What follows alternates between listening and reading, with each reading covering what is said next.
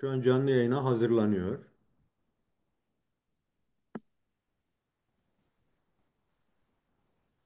Sadece üçüncü bir tarafa gönderiliyor diye burada not belirtiyor. Merhaba değerli arkadaşlar, değerli dostlar. Yeni bir çalışmayla bir aradayız. Derdeş TV'nin barışı örme dosyası üzerine yine bir çalışma yapıyoruz. Bugün çok değerli bir konuğum var. Değerli konuğum Kemal Canikli. Ee, Bugün ele alacağımız konu yine hem Türkiye'de olası bir çözüm süreci üzerindeki tartışmalardan hareketle ve Suriye'nin bu olay üzerindeki etkisine bakacağız.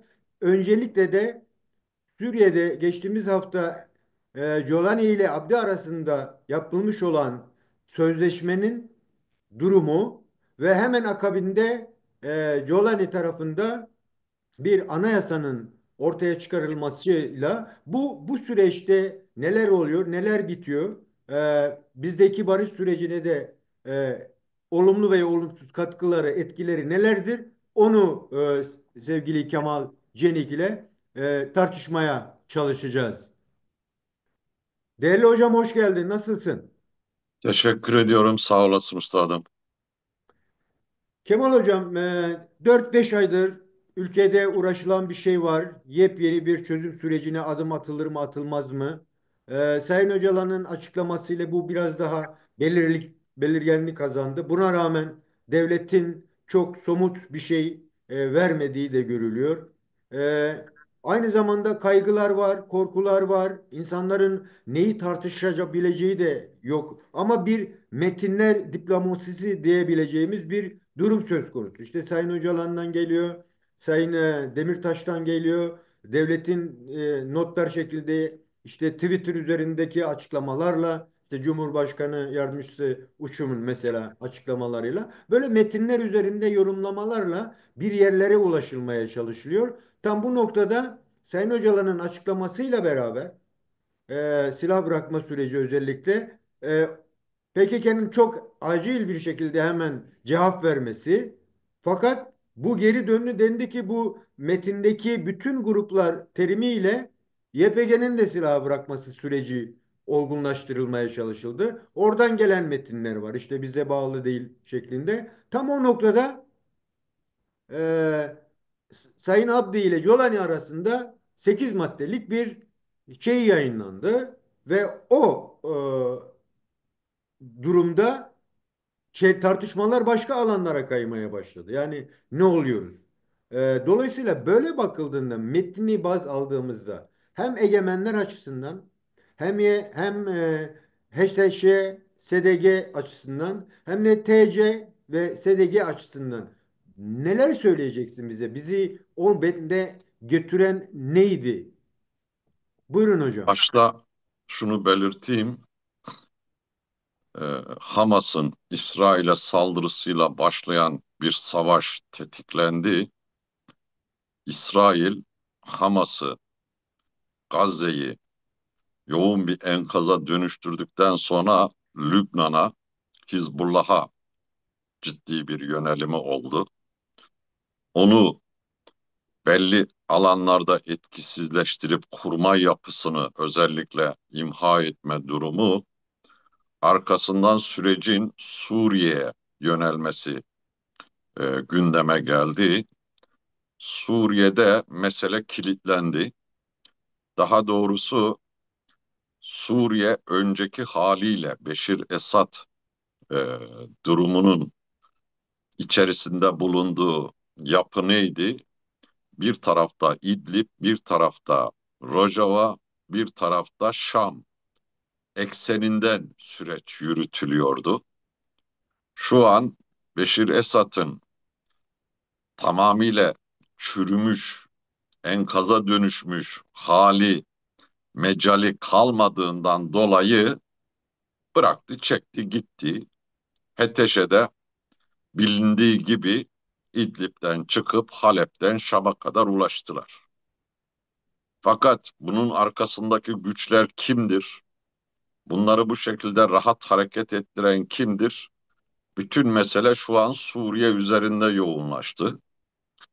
Sayın Abdullah Öcalan'ın 27 Şubat'ta yapmış olduğu açıklama tarihi bir açıklamadır. PKK'nın silah bırakmasından feshedilmesine varana kadar öngören, bunun tarihsel, güncel, geleceğe ilişkin perspektifini de ortaya koyan açıklaması Türkiye'yi ayrı bir telaşa dönüştürdü, düşürdü. Şunu söylemekte yarar var. Türkiye bunun karşısında merkez, ana üssün Suriye olma durumundan kaynaklı olarak işte YPG'nin de silah bırakması bu sürecin içinde midir, değil midir, kapsıyor mudur, kapsamıyor mudur? Birçok tartışmayı gerçekleştirirken arkasından hamle yapmayı da eksik koymadı. Özellikle Hakan Fidan'ın öncülüğünde e, Ürdün, Lübnan, Suriye, Irak ve Türkiye öncülüğüyle 5 tane ülkenin Umman'da toplantısını gerçekleştirdiler. Bu toplantıda da ne dediler? DAEŞ'e karşı ortak mücadele hattını oluşturuyoruz dediler. Ama öbür taraftan DAEŞ'ten evrilme, DAEŞ'in en son türevi olan HETEŞ'e boyutuyla da Suriye'de Şam boyutuyla bir iktidarlaşma gerçeğini, bunun altında bir kamuflaj olduğunu da söyleyebilmek mümkün. Tabii ben şunu baştan belirteyim. Suriye'yi ayakta tutan Lübnan üzerinden Hizbullah'ın ciddi anlamda bir direnci desteği vardı. İran'ın bölgede ciddi anlamda Şia yapısı üzerinden bir milis hareketi ve ordu e, kurmaylarıyla varlığı söz konusuydu. Biraz da Beşir Esad yönetimi, rejimi bunlar üzerinden ayakta kendisini tutmaya çalışıyordu. HTŞ'nin tetiklenip sürece dahil edilmesiyle Şam'a oturtturulmasıyla birlikte başta Rusya ve İran'ın en büyük kayıba uğrama durumu karşısında burada İsrail ve Türkiye'nin kısmi kazanımları olarak bölgenin yeniden dizaynı durumu söz konusu. Evet. Şimdi buradaki anlaşma üzerinden meseleyi ifade edecek olursak, ona geçmeden önce şunu da belirteyim.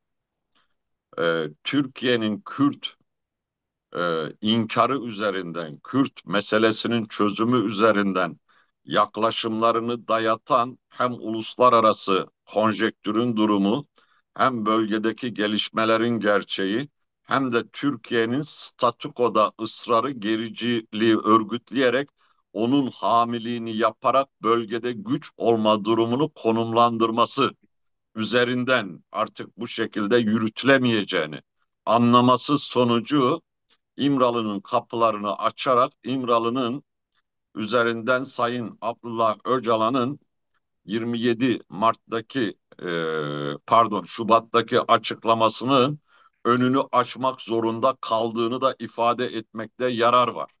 Evet. Tabii burada Suriye üzerinden kendi gücünü konumlandırırken İsrail'le de özellikle altını çiziyorum, şu ana kadar Filistin üzerinden birbirlerine bileylenme gibi gösterilen durumun artık görüntü olmaktan, tiyatro olmaktan çıkıp yeni bir ittifakın geliştirilmesinin de yoğun arayışları içerisinde Türkiye'nin hamleleri olduğunu ifade etmekte yarar var. Çünkü İsrail denildiği zaman İsrail, ABD, İngiltere, Avrupa desteğini almış, bölgede yeni bir güç olarak bölgenin dizayn edilme sorumluluğu e, bu şekliyle yürütülür durumdadır.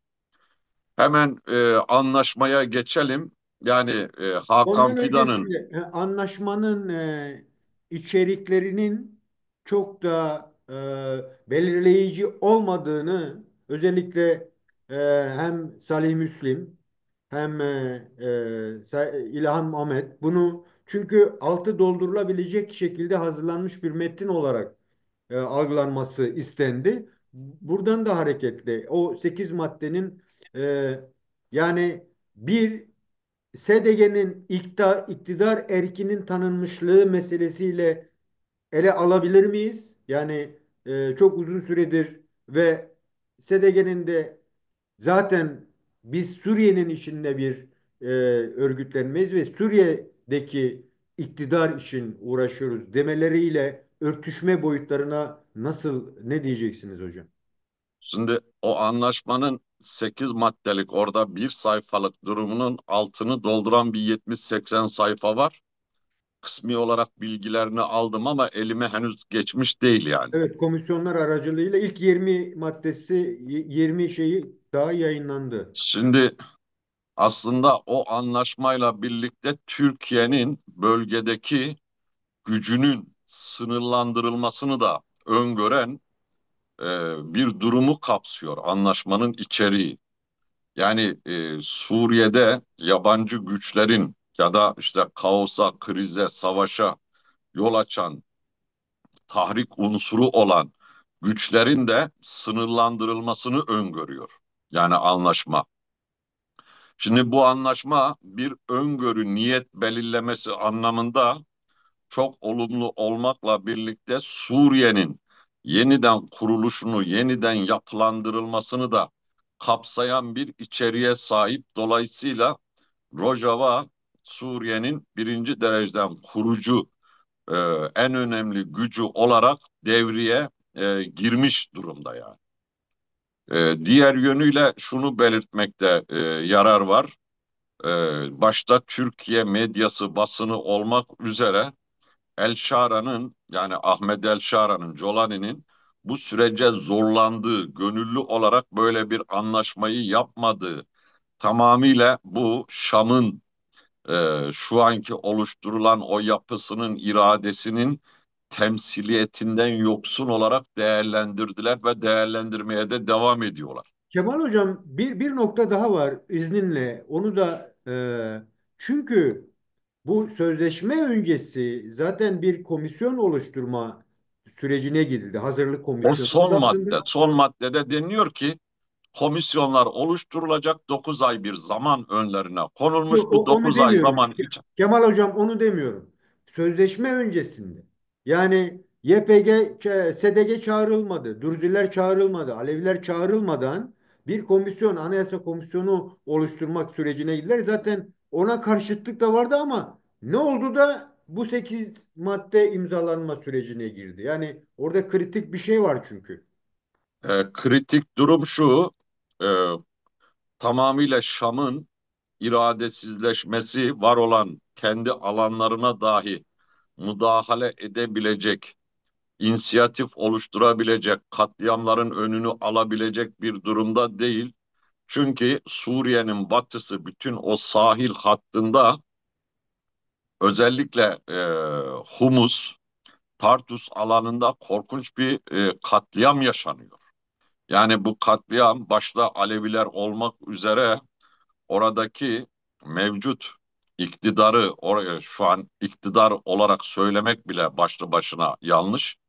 Mevcut otoriteyi, gücü kabul etmeme anlamında ifade edenlere karşı adeta bir kılıç zoruyla kabul ettirme, e, hatta kabul ettirmenin de ötesinde demografik yapı değişimine zorlama, gasp, talan, ganimet olarak görme durumu yaşanıyor. Bunun üzerinde bu anlaşmanın e, geliştirildiği, gerçekleştirildiği bir nevi Şam'ı da burada kurtarma anlamında Colani'nin de e, elde etmiş olduğu gücünü kurtarma olarak değerlendiriliyor. Ama ben Çünkü, öyle çünkü olduğunu düşünmüyorum. Çünkü burada İsrail'in, Amerika'nın devrede olarak oradaki koalisyon güçleri 72 tane ülkeyi kapsayan onların ortak bir uzlaşması biliyorsun o koalisyon güçleri denilen yapının içerisinde Rojava birinci dereceden önemli olarak DAEŞ'e karşı mücadelede ısrarlı bir şekilde varlığını sürdürmesi rolüyle önem kazanıyor. Yani hepsinin de Rojava'yla direkt ya da dolaylı ya da birebir ilişkilenme durumlarını geliştirdiği, gerçekleştirdiği pozisyonu üzerinden Suriye'nin durumu ne olacak sorusuna verilen bir cevap olarak Suriye'nin durumunu ve geleceğini şekillendirmenin bir adımı olarak değerlendiriliyor, nitelendiriliyor yani. Bir de şöyle bir parantez açabilir miyim? Yani bana çok anlamlı geldi çünkü İlham Ahmet'in bir açıklamasında bizim bunu imzalamamızın gerekçelerinden biri de Alevi katliamının önüne geçmek. Böyle bir Şimdi açıklaması var. Bana çok mantıklı geliyor. Çünkü komisyon hayır bu hazırlamış, devlet kuracaklar, SDG'yi çağırmamışlar, Dürzileri çağırmamışlar. Öyle bir karmaşa Dürizeni yaşanıyor ve Aleviler hedeflenmiş. Tam o sırada da SDG farkına varıyor. Evet, böyle bir sözleşmeye gitmemiz gerekiyor gibi bir olgu. Bunu çok mantıklı buluyorum. Ne dersin hocam? Şimdi 5-6 Mayıs'ta başlayan bir Alevi katliam var. Suriye'nin batısında sahil kasabalarını ganimet olarak görüp talana yönelen bu başta Türkiye'nin oradaki konumlandırdığı Suriye Muhalif Ordusu diye güçlerinin de devreye sokulduğu hatta TSK'nın askeriyenin de yönlendirme durumu söz konusu. Şimdi Türkiye şunu yapmaya çalışıyor. HTŞ'yi doğal gelişimini bu şekilde Kuzeydoğu Suriye ile yani Rojava ile bir anlaşma üzerinden orada güç olmasını, onun meşruiyetini kendine bağımlı kılmanın her türlü provokasyonunu, her türlü tahrik e, durumunu gerçekleştirerek kendisini orada gerilim ve kaos üzerinden tutmayı öncelik haline getiriyor. Zaten yapılan anlaşma sonrası özellikle yani bu Hakan Fidan'ın, Yaşar Güler'in, İbrahim Kalın'ın e, apar topar bir anda bir heyetle Şam'a geçmeleri ve Colani'nin de yeni bir anayasa diye tamamıyla kendine mustakil, kendisini esas almaktan öteye hiçbir anlamı, toplumsal karşılığı, Suriye gerçekliğini oluşturamayan bir anayasa ilan etmesi bundan kaynaklı. Yani Türkiye'nin e, Rojava'yla Şam'ın gerçekleştirmiş olduğu anlaşmayı boşa çıkarma, içini boşaltma, uygulanamaz hale getirme mantığı üzerinden bunlar gerçekleştirildi. Şimdi Salih Müslüm'ün açıklamalarını dinledim. Sayın Mazlum Kobani'nin açıklamalarını dinledim. Dediğin gibi diğer arkadaşların bu konuda kapsamlı açıklamaları var. Yani bütün açıklamalar olumlu. Gerçekten Suriye'nin kaos, kriz halindeki durumu, çatışmalı halindeki durumunu e, Batı istemiyor. Batı biraz sorunsuz anlamda bir sürecin devam etmesi, kendi içlerinde bu sorunları çözerek Suriye'nin yeniden yapılanmasını öngören bir perspektife de sahip, önceliğe de sahip. Zaten o sözleşmenin gerçekleştirilmesi bu perspektifin, bu öngörünün sonucunda açığa çıkıyor yani. Şimdi onun için bunu kabul etmeyen bölgede statükoculuğu, gericiliği, cihatçılığı, ırkçılığı, milliyetçiliği, tekçiliği, ümmet zihniyetiyle ele alan güçler açısından bu durum özellikle dayatılıyor. Yani Ahmet El Şara'nın gücü elde tutma, Türkiye'nin de bunun üzerinden kendisine bağımlı kılıp arka bahçesi olarak kullanıp Rojava'ya karşı bir pozisyon alma, şu ana kadarki Rojava'ya karşı geliştirdiği savaşı daha etkili bir şekilde gerçekleştirmeyi de öngören bir durum olduğunu da söylemenin, altını çizmenin önemi olduğunu düşünüyorum yani. Şimdi tabii burada en önemlisi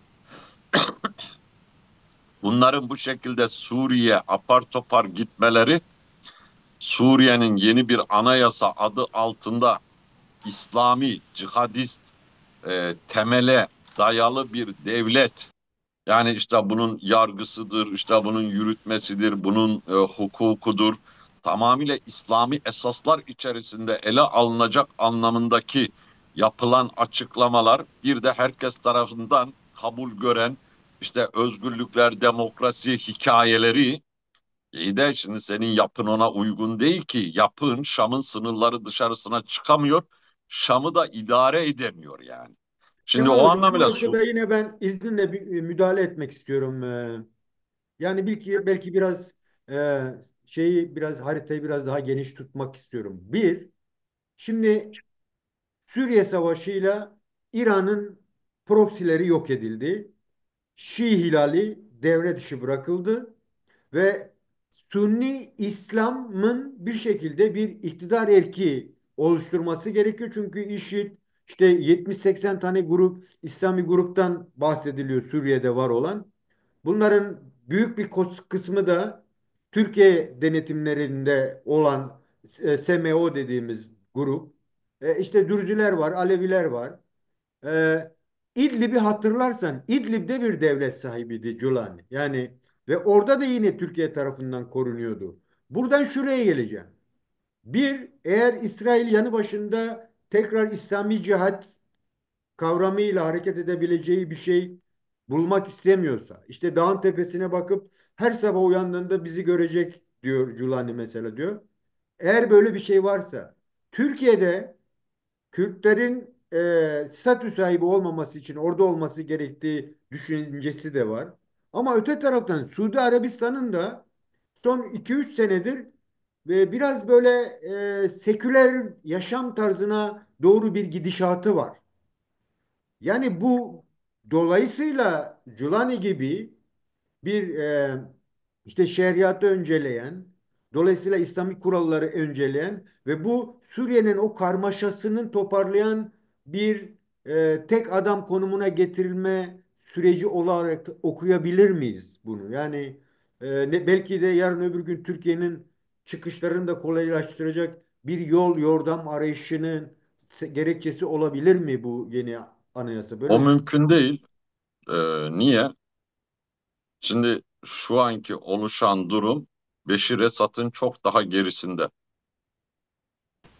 Yani Beşir Esad en azından Şam ve Şam'ın etrafına hakim olan o hakimiyet içerisinde bir denetim oluşturmayı e, sağlamış pozisyonu vardı. Şu an Beşir Esad'a uygulanan ambargo türünden yaptırımların aynısı kesintisiz bir şekilde devam ediyor.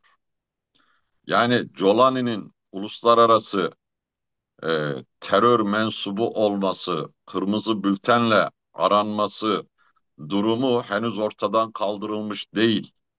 Sözlü düzeyinde kısmi açıklamalar yapılsa da en son bu Alevi katliamıyla birlikte bütün süreç Jolani'nin oluşan, aleyhine oluşmaktan da öte Türkiye'ye bu kadar yakınlaşması, bağımlı hale gelmesi, öbür taraftan 69 bin Türkiye'nin oradaki cihadist güçlerle oluşturduğu SOMO dediği Suriye muhalif ordusu 11-12 bin civarında da bizzat askeri Türkiye'nin varlığı en son bu yapılan görüşmelerle şunu ilan etti Hakan Fidan. Türkiye'nin ordusunun eğitimini ve istihbaratının örgütlenmesinin sorumluluğunu aldıklarını ilan ettiler. Evet. Şimdi bu ne demek? Türkiye gerçekten Suriye'nin bir düzenli orduya dönüşmesini nasıl sağlayabilir, nasıl gerçekleştirebilir ya da Türkiye'ye bunu bu şekilde bırakırlar mı, yedirirler mi? Öbür taraftan istihbaratını ve e, Türkiye'nin paralelinde Suriye'nin bu şekilde ele alınmasına İsrail başta onay vermeyeceği gibi Suudi Arabistan'la şunu örnek olarak vereyim. Almanya Münih şehrinde 62. Yılını dolduran güvenlik toplantısı, bütün uluslararası güvenlik toplantısında Suudi Arabistan'la Türkiye'nin orada damgasını vurduğu, gündem oluşturduğu bir durum vardı. O da Suriye'ydi. Suudi Arabistan sözcüsü şunu açık net söyledi. Suriye gibi önemli bir yeri Türkiye bırakacak kadar aptal değiliz. Ve Hakan Fidan'ın onun karşısında bu kadar sertleşmeye, radikalleşmeye gerek yok. Uzlaşma temelinde bu süreci birlikte yürütebiliriz sözlerini sarf ettiler yani. İşte o Bir da nevi iyi bir şey. Evet. bir nevi Türkiye'nin önü ta o zaman alındı. Ondan sonra e, bu Ahmet El Şara, Colani denilen şahıs Suudi Arabistan'a gitti, Türkiye'ye gitti. O görüşmeler sonrası şunu biliyor, Türkiye'den e, alacak bir şeyleri yok maddi olarak. Suudi Arabistan'dan gelebilecek belli. Şunu da söylemek gerekiyor. Şu an Suriye'de kim parayı basarsa onun ağırlığı ve inisiyatifi söz konusu olacak. Katar Türkiye ile birlikte bu işi zorluyor. Türkiye Katar'ın parasıyla kendi askeri militer e, yapısıyla paramiliter gücüyle orada bir ağırlık oluşturmaya çalışıyor. O 8 maddenin yayınlanmasından sonra ilk olumlu şeyi gösteren Katar'dı. Yani SDG ile Cölani arasındaki 8 Şimdi maddeyi. Katar Türkiye'ye paralel bir şekilde yaklaşımı sürekli gündeminde ve Suriye ile e, en yakın ilişkide, daha doğrusu Şam'la diyelim, en yakın ilişkide Katar ve Türkiye. Suudi Arabistan'ından İran'ına, İsrail'inden Rusya'sına, Amerika'sından İngiltere'sine varana kadar bu süreci içselleştirebilmiş değiller. Bu yapılan sözleşme de içselleştirilmeyen ama içselleştirilmesi gereken bir sözleşme olarak açığa çıktı yani. İmzalı, yazılı, e, kabul gören bir durum olarak. Ama ben şunu söyleyeyim, tabii bu anlaşma farklı bir şey. Şam'ın en son Türkiye'nin bu Yaşar Güler'in, Hakan Fidan'ın, e, İbrahim Kalın'ın gitmesiyle o anayasayı gündeme koyması ayrı bir şey gibi gözükse de bir nevi o anlaşmayı uygulanamaz, işlevsiz, önünün kesilmesi durumunda Türkiye'nin ele alıp değerlendirme, pozisyon alma durumu söz konusu. Şimdi buradan ez cümle şunu söyleyeyim. Suriye şu an çok aşırı kaotik bir alan. O cihadist grupları 17 örgütten oluşan HETEŞ'e o 17 örgütü denetleyemediği gibi Türkiye'nin SOMOS'u ve askeri varlığı da onun bir arada olmasını sürekli tehdit eden, provoka eden, içerisindeki çelişkileri açığa çıkartan öbür toplumsal kesimlere karşı, Dürzilere karşı, Alevilere karşı, Kürtlere karşı şiddeti öngörerek bir dikta etme durumunu gerçekleştirmeyi planladıklarını görüyoruz. Bu durumun sürdürülebilirliği ya da uygulanabilirliği olabilir mi? Olamaz. Çünkü şu an çok ağır bir Alevi katliamı trajedisi yaşanıyor. Ee, Bu tüm dünyada etki durumları söz konusu. İşte e, Ahmet El Şara'nın Avrupa daveti üzerinden Brüksel'e davet edilme durumunun o davetin geri çekildiği bilgileri geliyor yani. O. Yani bu ne demektir? Artık Avrupa'nın da e, aynı Afganistan gibi gözden çıkaracağı şu ana kadarki iyi niyetlerinin kötüye kullanımı anlamında bir baskı oluşturacağı durumunu açığa çıkaracak ya.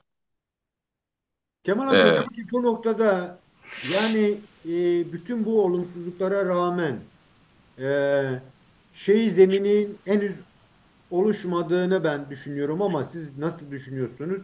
Gerek Kürtler arasındaki Kürt-Kürt ittifakı ve gerekse SDG'nin içinde de yani bir kısım Araplar da var. Ben Arapların öncelenebileceğini tahmin etmiştim.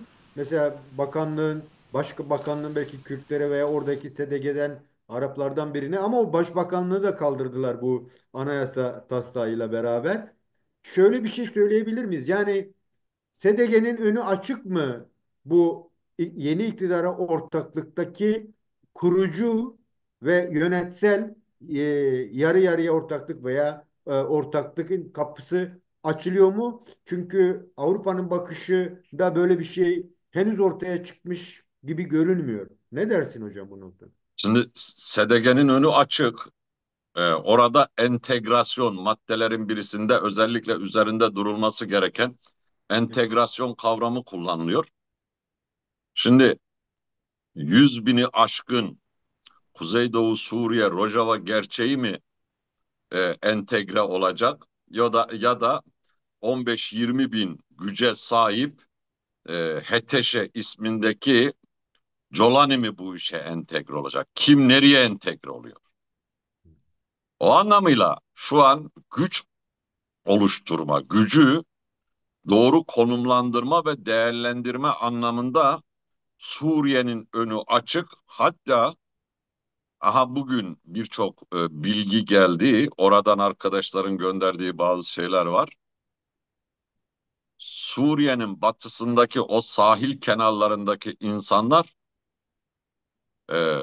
YPG'yi beklediklerini, kasedeye dahil olmak istediklerine dair açık, net hem yazılı hem sözlü bir durum söz konusu. E, Yani o anlamıyla Kuzeydoğu Suriye'nin önü açık. Gerçekten şu an Kuzeydoğu Suriye modeli üzerinden mi bir Suriye'yi genelleştirerek gelişimini gerçekleştirecekler? Batı'nın desteği ve Batı'nın gönlündeki yatan odur. Ama bölge statükosunu ve bölge gericiliğini örgütleyen Türkiye ve Katar şu an Colani üzerinden bunun karşısında bir direnç olmakla birlikte onu boşa çıkaracak, provoka edecek her türlü yaklaşım pratik sahada uygulanan ciddi anlamda bir insanlık suçu, soykırım suçu, bir trajedide yaşanıyor yani. Evet, evet. Şimdi şimdi onun için burada şunu söylemekte yarar var. İkisinin ortak noktada uzlaşabileceği. Ama şimdi Kuzeydoğu Suriye'deki özgür kadın gelişim gerçeğiyle Şam merkezinde kadının insan yerine dahi konulup kamusal yaşamsal alanda tamamıyla baskılandığı, önünün alındığı, görülmez bilinmez hale getirildiği bir durumla nasıl bir uzlaşı gerçekleşecek? Şimdi sadece bu da değil, yani bu işin toplumsal uzlaşı ve toplumsal uzlaşı üzerinden ortak bir hukukun, sözleşmenin gerçekleştirilmesi her taraf açısından da öncelikli ve önemlidir. Şu an bunu bir tarafa bırakıp da Şam merkezinin böyle bir anayasa adı altında kendine özgü, kendine göre, kendini garanti altına alan bir durumu ilan etmesi daha çok kargaşayı, kaosu tetikleyen durumları açığa çıkaracağı gerçeği var yani. Öbür taraftan şunu belirtmekte yarar var. Yine arkadaşların telefon üzeri verdiği bilgiler, baş edemedikleri o cihadist çetelerin önünü alamadıkları, kontrol edemedikleri boyutuyla Şam'ı da tehdit eden, Şam'ı tehdit etmekten de öte mevcut oluşturdukları iktidarda pay isteyen, pay verilmediği takdirde bu kaosu, bu krizi büyük bir korku oluşumu üzerinden her tarafta yaygınlaştıracaklarını söyleyen kesimler var ya. Şimdi Kemal hocam, belki son iki soruyla bağlayalım isterim izninle. Birincisi, şimdi bu mevcut gerek Türkiye SMO'ya bağlı gruplar, gerekse HTŞ ile beraber bütün bu hani komutanların işte general olarak atanması, bakan atanmasına rağmen şeyden çıkamayan gruplar var. Yani o çetecilik zihniyetinden çıkamayıp yani örgütlenemeyen en azından siyasal olarak dernek, işte parti vesaire kuramayacak bir nitelik de taşıyor. Dolayısıyla Öyle bir dertleri yok ki. siyasallaşmalarının da önü açık ve bu aynı zamanda aslında Türkiye'nin de e, işini önümüzdeki süreçte güçlendirecek bir durum. Çünkü eğer İlham Ahmet'in açıklamasına göre Afrinliler geri dönecek, biz Türkiye ile konuşuyoruz düşüncesinden de hareket edeceksek, yani Afrinli gelecek oraya, o çetelerden biri kendi evlerinde yaşıyor olacak. Bu sürü durum var.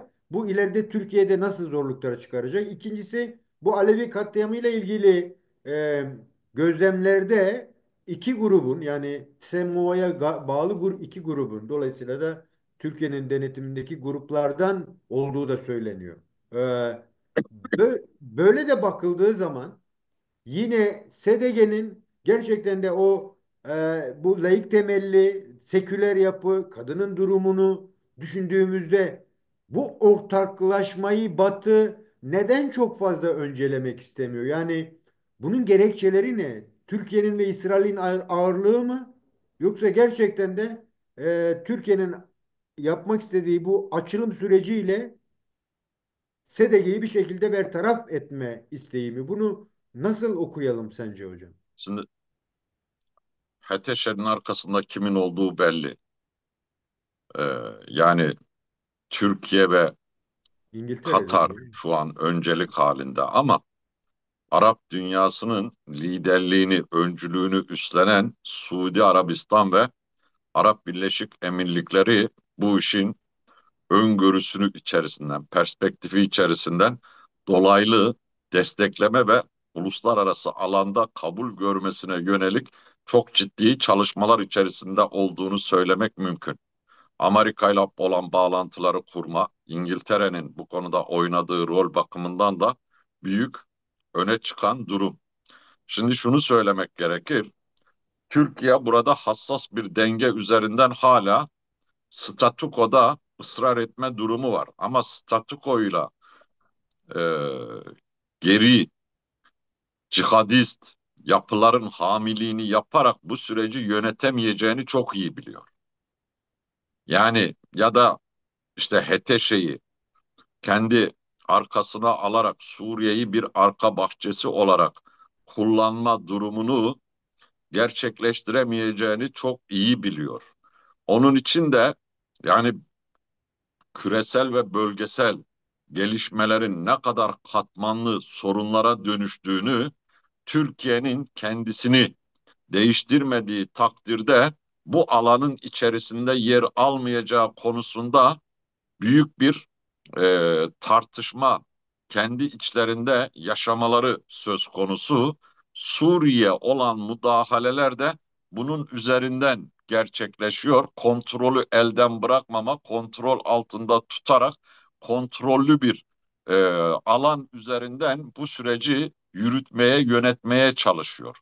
Yine şimdi burada şunu söylemek gerekir.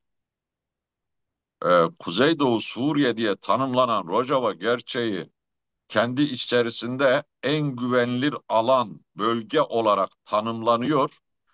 Yani bu güvenilirliği uzun dönemdir işte 73 ülkeden oluşuyor. Oradaki koalisyon güçleriyle birlikte güvenilir yıllardır partinerlik yapma durumu rüştü ispatlanmış bir gerçektir yani. Onun için Şam'ın bu şekilde İngiltere, Suudi Arabistan e, başta olmak üzere Türkiye ile ilişkiler üzerinden HTŞ'yi bu şekilde orada Şam ekseninde tutmaları gelinen aşamada Şam'a dahi hakim olamayan bir beceriksizliği üzerinden yarın öbür gün daha farklı bir alternatifi devreye sokabilirler.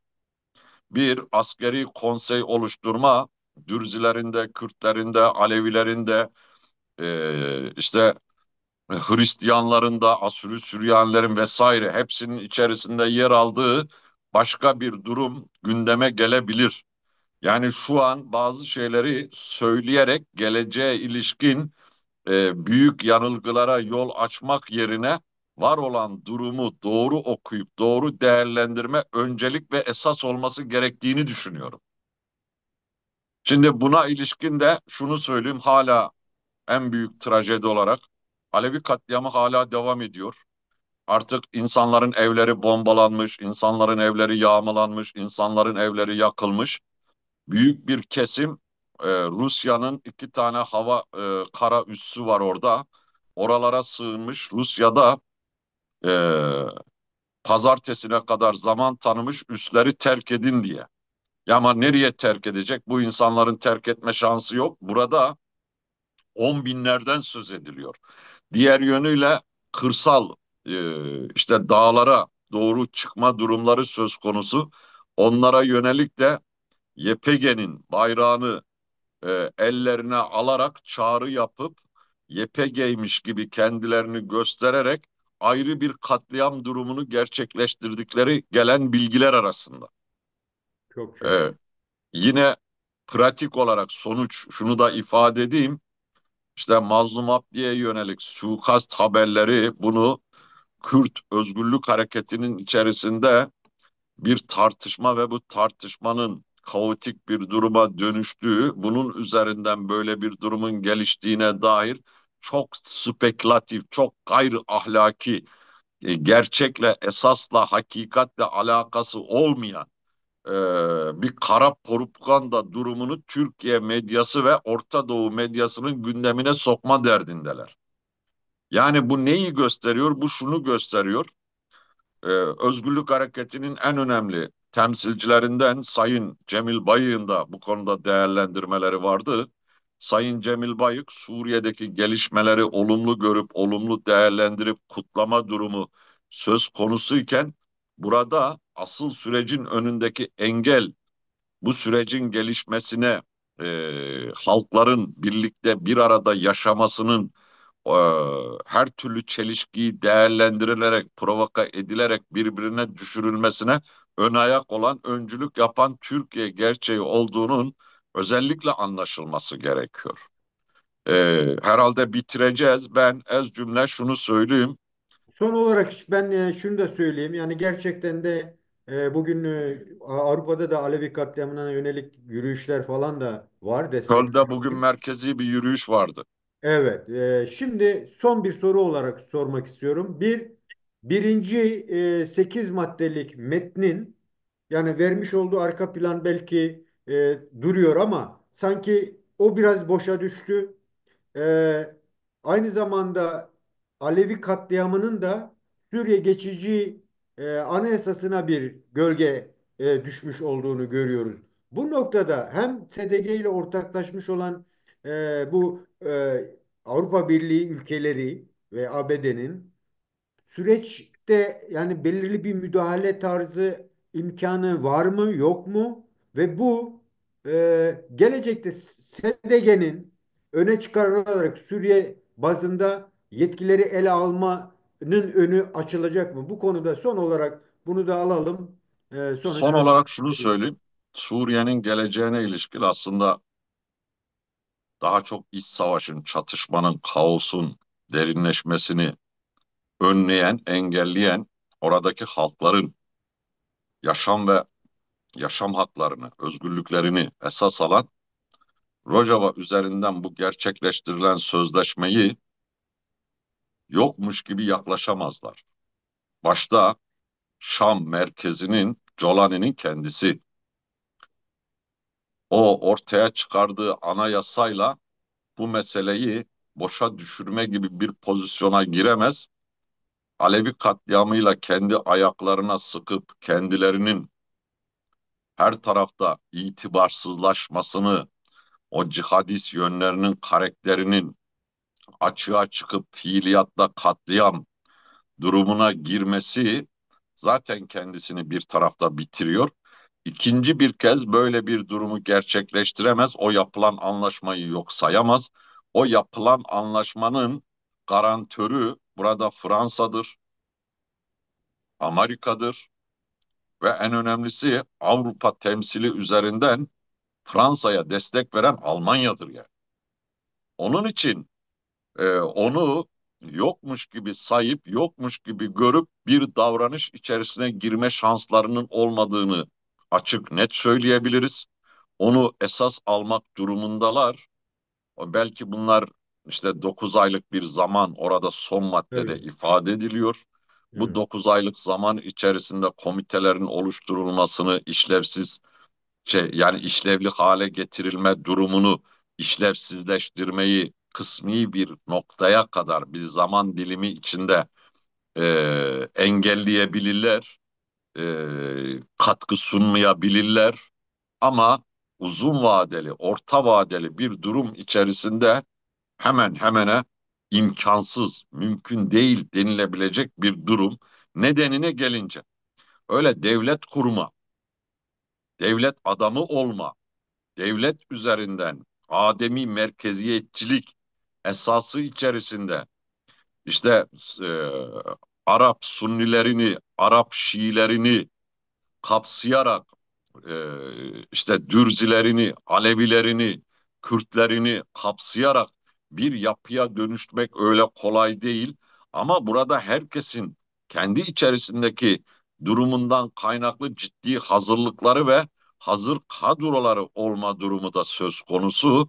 Onların ortak bir araya getirilip bileşimini oluşturarak buradan bir e, devlet olma, o devletin anayasasını oluşturma, o devletin kadrolarını gerçekleştirme, geliştirme gibi bir yükümlülükle, bir sorumlulukla önlerinde ev ödevleri olarak duran görevleridir yani. Evet. Yoksa bunun başka türlüsünü iddia etmek, oradaki kaosu, krizi sürekli canlı tutmak, o da uzun vadeli bir şekilde yürütülebilecek, sürdürülebilecek bir durum olmadığı gibi zaten Colani denilen şahsın IŞİD'in, El-Kaide'nin kaç tane liderini götürülmesinde birinci dereceden rol oynadığı gerçeği orta yerdeyken kendisinin orada bu şekilde uzun vadeli kalabileceğinin hiçbir garantisi yok ya. Her şeyi hesap eden İsrail'i, Türkiye'yi, İran'ı, Rusya'yı, Amerika'yı yani bütün bu güç dengelerinin denkleminde kendisini var etmekle yükümlü olduğunu aslında çok iyi biliyor ya. Başka türlü kendisini var edebilme, sürdürebilme durumunun olmadığını da çok iyi biliyor. Onun için önümüzdeki süreç şunu söyleyeyim. Keşke bu toplumsal anlaşma Rojava'yla Şam arasında 6-7 Mart Alevi katliamının startının verilmesinden önce gerçekleşseydi. O anlamıyla bütün katliamların önünü alan, şu an korkunun oluşturulduğu ve Sunni Arapların bile o seküler yapı üzerinden sıra bizde diye büyük bir korku ve dehşetle gelişmeleri izleme durumlarına karşı her türlü önlemin alınması, bunun hazırlıklarının oluşturulması şu an Rojava boyutuyla Kuzeydoğu Suriye üzerinden üzerlerine düşen görevleri yapma sorumluluğu içerisinde olduklarını söyleseler de bunun daha da pratikleşen, daha da aktifleşen, daha da pratik sahada rol oynayan bir duruma dönüşmesi gerekiyor. Ve şunu son olarak söyleyeyim, ne olursa olsun Rojava'daki 14 yıllık bir deneyim, tecrübe, birikim İdlib üzerindeki hakeza DAEŞ artıklarının bir araya gelmiş olduğu bu yapı ikisinin ortak zeminini bulma Batı'nın önceliği ama İran'ın provoka ettiği, Türkiye'nin bu konuda tahrik ettiği, İsrail'in Golan Tepelerinin her tarafını işgal ettiği, iki adım daha aşağı adım atacak olsa Şam'ı işgal etme durumuyla karşı karşıya olduğu durum, hani derler ya bu yemek daha çok su götürür yani. Daha uzun bir süre bu durumlar gündemimizde olacak, tartışacağız.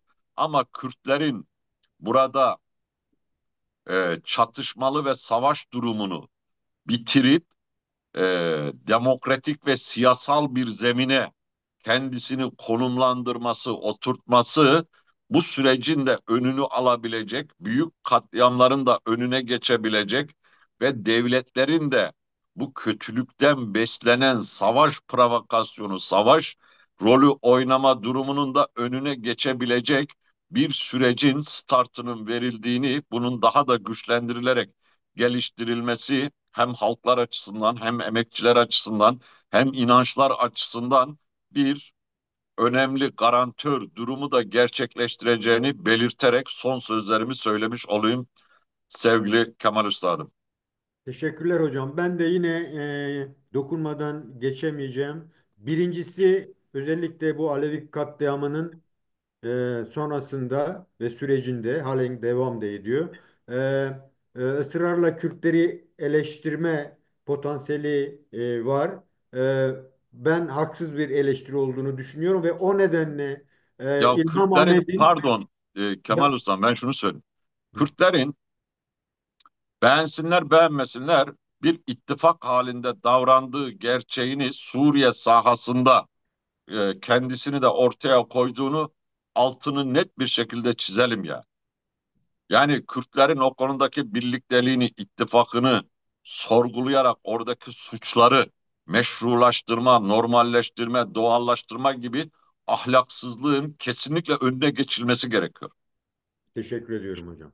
İkincisi İlham Ahmet'in söyleminin çok öncelenmesi gerekiyor. Çünkü e, bu maddeler imzalanmasının gerekçelerinden biri de hatta bazen ben bunu şey yapamadım ama e, ilk şartlarından biri Alevi soykırımının e, yapılmaması üzerine. Bu bir. İkincisi o güne kadar iç barışa yönelik atılan adımlarda o güne kadar Sayın Cumhurbaşkanı'nın hiçbir söylemi yoktu ve onu olumlu karşıladı o metni. Bu da çok önemsememiz gereken bir şey. İşte ondan sonra ne oldu da yeniden bir Suriye anayasası. Dolayısıyla bu bağlamıyla e, bakıldığı zaman dediği Kemal Hocam'ın söylediği gibi çok tartışılacak, daha çok yol alınacak bir süreç. Dolayısıyla da iyi gözlem, iyi sağlıklı her ne kadar topluma çok inmiyor bilgiler. O nedenle içine de şeyi koydum ben söyledim metinler diplomasisi şeklinde devam eden zorlu bir süreç. Kemal Hocam çok teşekkür ederim katkılarından dolayı. Görüşmek üzere. Hoşça kal diyorum Rica hocam. ediyorum. Başarılar diliyorum. Görüşmek üzere.